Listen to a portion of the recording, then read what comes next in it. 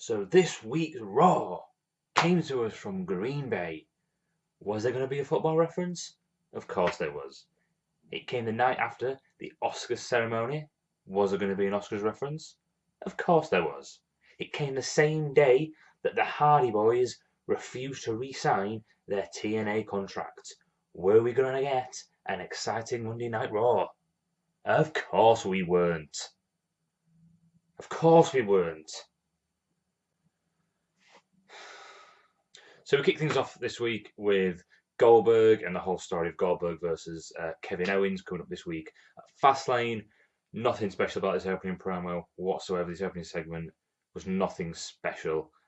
Goldberg coming out,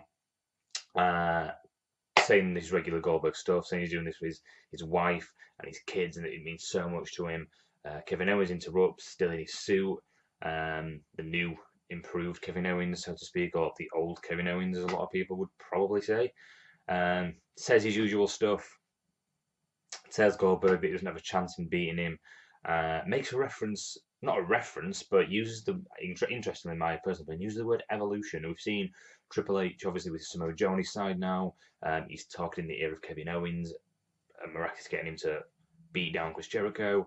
It's very possible that they're going down an evolution kind of faction with Triple H, Samoa Joe, Kevin Owens, and maybe a fourth member. And I think that there was a nod to that in Kevin Owens' promo when he threw in randomly the word evolution, saying that something to the effect that Goldberg was about to be a part of the evolution of Kevin Owens. Rather interesting. Aside from that, a rather lackluster opening promo, unfortunately. Didn't do much, didn't develop the story at all. They didn't fight, they didn't brawl, nothing's changed about the stipulation, nothing like that. It was just a bit of a confrontation of words, and that was it. Next up, New Day come down to the ring, and who else to pull off the Oscars reference than those three? They cut their regular New Day chit chat. They then pull out an envelope about who they're going to be facing, reveal it to be the Shining Stars as the Shining Stars make their way down to the ring. They backtrack and say, "Wait, we've made a terrible mistake. It's not the Shining Stars that we're facing because you have a match later with the Big Show. Great match. You haven't got a match later with the Big Show. Our match is with," and at this point where I like, thank God we're not getting New Day versus Shining Stars because it might be a good match. We're facing Rusev and Jinder Mahal. Best tag team 2017. So Rusev and Jinder Mahal come down to the ring. They have a match. It's bad, obviously. Xavier Wood picks up the pin. Nothing special. References to the ice cream thing again. References to being the host of WrestleMania again. Nothing develops. They try to insinuate there's going to be a feud between Rusev and Jinder Mahal. Can that feud please end in a loser leaves WWE match? And can Rusev please win? Please? Please? Couple of backstage segments now with Steph and Foley. An ongoing theme of tonight, this week's Raw was the the demoralization of Mick Foley. It honestly felt to me like, on a personal, real level, Foley had enough with whatever he's getting in his ear or whatever he's getting behind the curtain, and it really felt like he didn't care. He didn't reference he didn't do the hand gimmick. He just said Green Bay, and it honestly felt looking at him that he'd had enough. As a person, he genuinely had enough, and he would just go say whatever they told him to say and get on with it. It worked well. It was a nice, interesting. I felt sorry for the guy personally. He looked defeated. Steph demoralizing him again. That was one of the backstage segments. We then got a little confrontation between Samoa Joe and Cesaro, setting up a match later for Raw. A promising match, Samoa Joe versus Cesaro. That's definitely a match that could be fantastic. A pay-per-view worthy match, in fact. We're getting a Monday Night Raw, so that was something to look forward to. On to everyone's favourite division next, the Cruiserweights. Get the purple ropes out for Tozawa versus Noam Dar. Now, you know what? In any other promotion, any indie promotion, Akira Tozawa versus Noam Dar is a phenomenal match. No doubt about it, as is a lot of these Cruiserweight matchups. In WWE, not so much. Not so much at all. Again, another short match. I won't keep repeating myself, but I will because it annoys me. Another short match. Cesaro picking up the win, followed by a beat down by Brian Kendrick, following on that narrative without actually changing anything. Just beat him down. He's learning some lessons apparently. Brian Kendrick's apparently teaching some valuable lessons to Akira Tozawa. Maybe we should teach him to choose his promotions better. Maybe he should teach himself that. Then. Who am I? Women next, we start with Charlotte in the ring, cutting a promo, interrupted by Bayley, interrupted by Sasha, we start with Charlotte and Dana Brooke, who's come out of nowhere again. I genuinely feel like they don't know what to do with Dana Brooke. They're just throwing her down with Charlotte again, even though she's not been with her for months. That's not been a thing anymore. All of a sudden, it's just a thing again. And Dana Brooke's character hasn't changed. There's been no development. There's been no interview. There's been no promo. She's just there. She's just there again, next to Charlotte. Okay, fair enough. Bayley and Sasha come down, have a little confrontation between Charlotte and Dana. Obviously, at this point, we thought it was going to be Charlotte and Dana versus Bayley and Sasha coming up after the little confrontation. I genuinely feel like, and a lot of people hate me for this, I feel like both Sasha and Bayley need mic work. They don't feel natural, especially not as natural as Charlotte. I think Charlotte is the best talker in the WWE actually on the mic in terms of the women's division. I mean, a lot of people would argue recently that Alexa Bliss is stepping up on the mic. I still don't feel like she's anywhere near Charlotte's level. And she showed that again this week. How's it work from Charlotte? Like I said, Sasha and Bayley, for me, not so much. They don't feel natural. They feel kind of, I want to say awkward, but it's not to that extent. I don't know who wrote Sasha's script, but she told Charlotte that she was tired of her stupid face. Yeah, I'm tired of your stupid face. Anyway, Charlotte then interrupts, saying, just so you know, you are not facing me and Dana, you are facing me and this woman. Who comes down to the ring? Of course, the only other woman on the Raw women's roster, more or less, who's not injured or absent or MIA. It's Nia Jax. Comes down to the ring, it's Charlotte and Nia versus Sasha and Bayley. You know what, the match is okay. Give them props. The women are obviously great at putting on matches. The match is okay, nothing special, just is what it is. I believe Nia picking up the win over Bayley, which is at least something slightly interesting. Nia picking up the win over Bayley. I'm assuming we're obviously heading to that Fatal 4-Way match at WrestleMania between Charlotte, Bayley, Sasha, and Nia Jax. And they're obviously wanting Nia to look stronger and stronger at the moment. All she's been beating, aside from an injured Sasha at Royal Rumble, is she's just squash matches. So in a lot of people's eyes, including mine, mainly mine, she's not really impressed me that much. I get the character, but she's not impressed me that much. Getting the pin over Bayley is a little bit on that. It's on the right path. We're going in the right direction. So this match was okay. It did its job, I guess. I think. Now this week at Fastlane, we have Enzo and Cass challenging for the tag team titles against the Club, the tag team champions of Raw.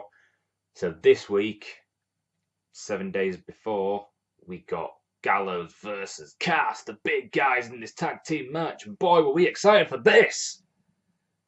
Nobody was excited for this. Like I get that I sound really negative about this show, but it was poor. The show was poor, and this match was another example.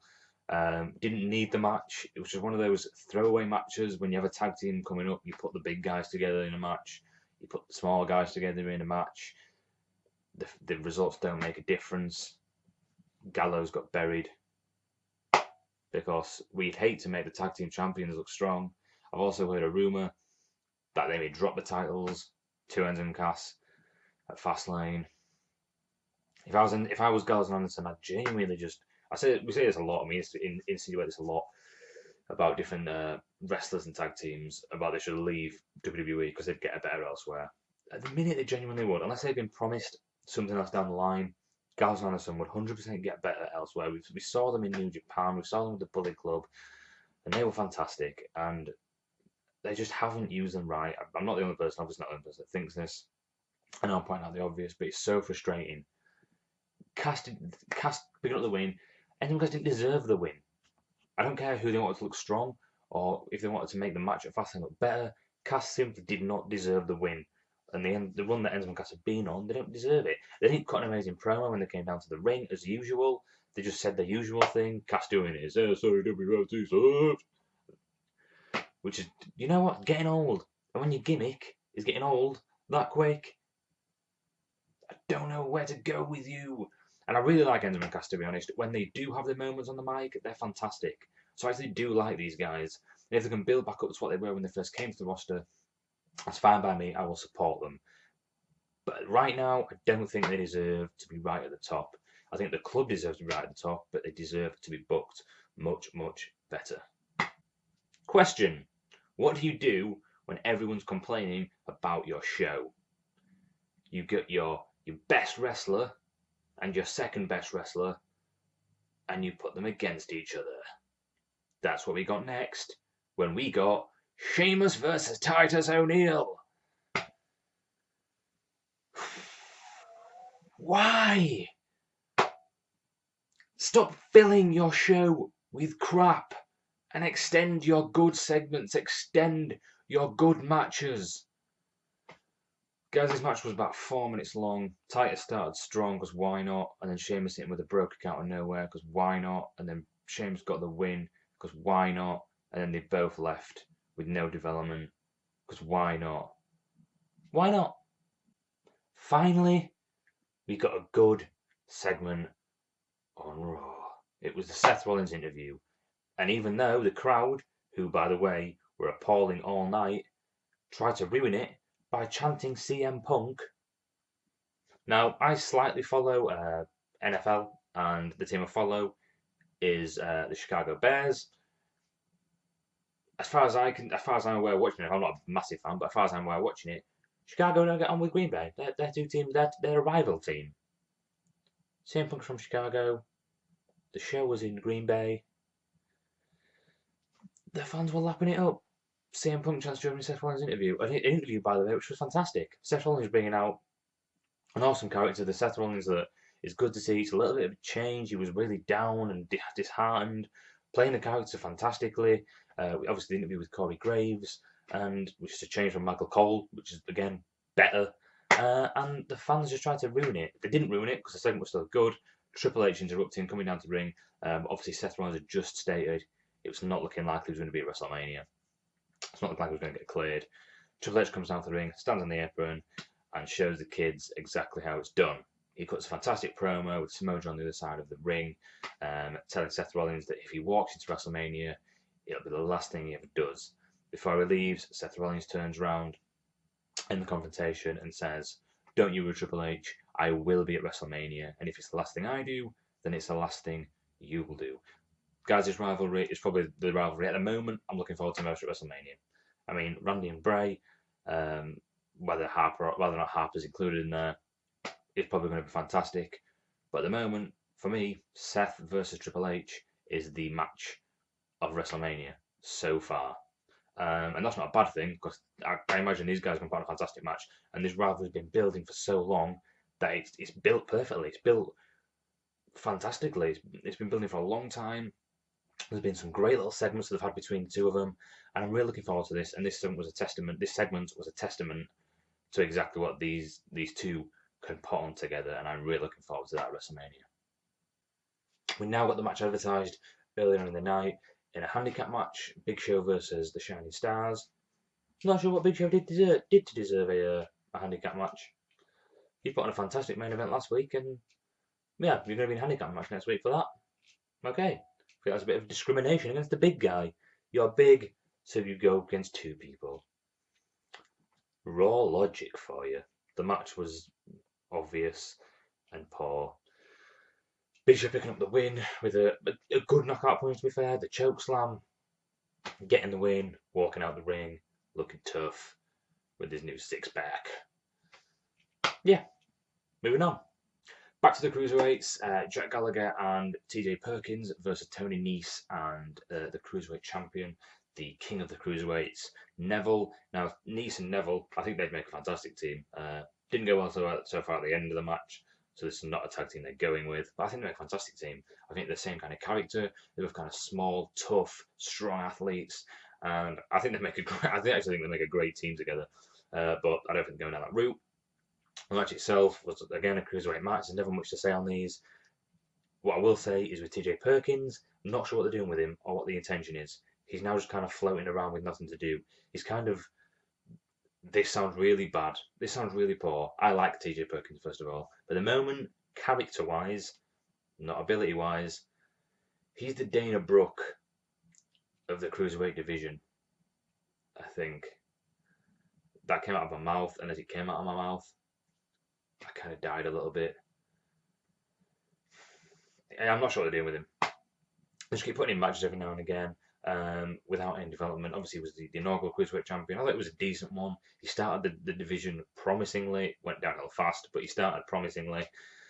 And now he's just in a match every now and again. And yeah, it was an okay match. Jack Gallagher picked up the win with the submission on Nice, while Neville refused to help out. He just backed out of the ring and shot up the ramp. No more confrontation between those two going into the match at Fastlane. Again, theme of Raw, no development. Great. New match announcement for WWE Fastlane. Nia Jax versus Sasha Banks.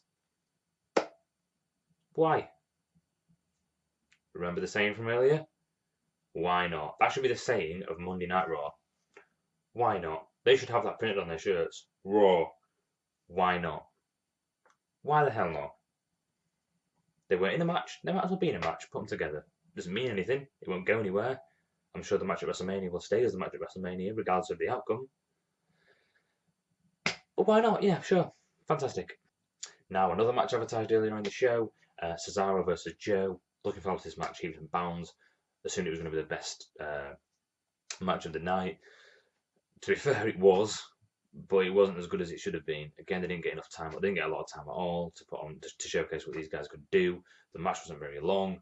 It was kind of brushed over. Cesaro with an injury really early on, like within the first minute, kind of hurting his knee, and Samoa Joe picking up the win. Again, not with the muscle buster. There's been rumours that that's been taken off him, much like the curb stomp. Obviously, that was a move that injured Tyson Kidd and effectively ended his career, or did end his career. So yeah, not with the muscle buster, just with the kind of spike thing that he does. I'm not sure what the name for that move is. I'm going to find out because I feel stupid not knowing. And yeah, that was a match over. A pay-per-view caliber match turned into mush by the Raw creative team. Fantastic. Keep it up. We ended the show with a contract signing between Braun Strowman and Roman Reigns, because there was always a risk that this match wasn't going to happen, weren't there? Going to Braun Strowman anyway, because apparently Roman Reigns is in a habit of backing down from a fight. Why would Roman Reigns back down from a fight when he never loses one? Answer me that question, Braun Strowman. So Braun Strowman was in the ring first with Mick Foley. They had a bit of a confrontation. Mick Foley getting really worked up. Didn't go anywhere. Didn't lead to anything. He just got worked up. And then he calmed down and got out of the ring. Braun Strowman didn't sign his name.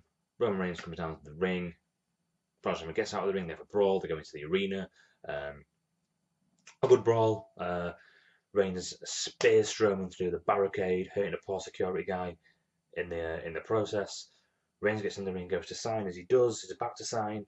Strowman gets up. Michael Cole, obviously in utter shock and disbelief that Strowman is back on his feet so soon, gets in the ring. They have more of a brawl. Reigns gets thrown into the turnbuckle. The turnbuckle unclips. Oh my god, that was crazy. It wasn't that crazy, but compared to everything else, it was exciting. I'm not going to lie. It was exciting to see. They have a bit more of a fight. Strowman walks out of the ring, back up the ramp, and then as he turns around and Reigns hobbles, crawls to the contract and signs it. Signs his name. Doesn't mean anything though, because Braun Strowman never signed it. Again, another pointless segment.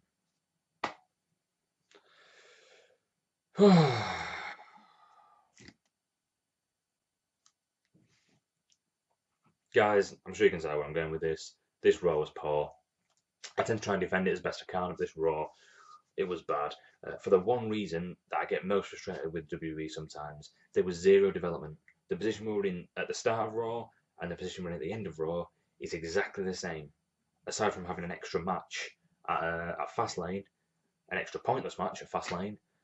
We're in the exact same position. Nothing has changed. And if you think of your other favourite TV shows, Game of Thrones, Walking Dead, watching Game of Thrones and nobody dies, you feel a little disappointed. Watching Walking Dead and nobody dies, you feel a little disappointed. Watching Raw and nothing happens, nothing develops. They just, every single one of them, a throwaway match. Ugh. Not good. Just not good, unfortunately. And SmackDown Live will undoubtedly be better tomorrow. Guys, sorry for the negativity, but Raw just needs to be better, unfortunately. A week removed from Fastlane and 5-6 weeks before WrestleMania, Raw just needs to be better, unfortunately. It needs more developmental for me, storyline wise. But it is what it is. Thank you for watching as always. If you like what you see, hit the subscribe button, hit the like button, leave your thoughts in the comments section, and check back tomorrow for more from me from SmackDown Live.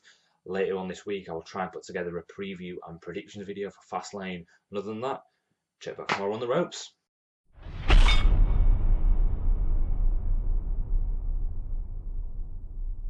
Also, before we go, not quite sure why it's so dark in here. Sorry about that. I'm watching the camera now. It's